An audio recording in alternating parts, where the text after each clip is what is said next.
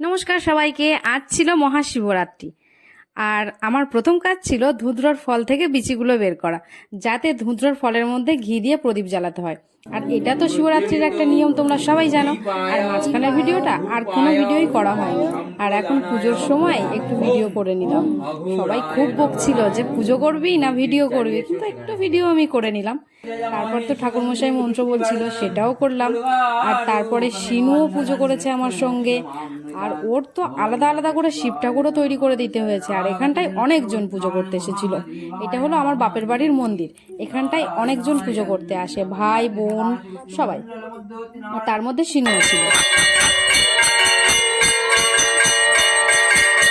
আর এখন তো আরতি শুরু হয়ে গেছিল, সবাই শাঁখ কাঁসা বাজাচ্ছে, আর শিনুকে দেখছো উলু দিচ্ছে কেমন করে। আর তোমরা কে কে উলু দিতে জানো একটু কমেন্ট করে জানাবে। আর সবাইকে শিবরাত্রির অনেক শুভেচ্ছা। সবাই ভালো থেকো।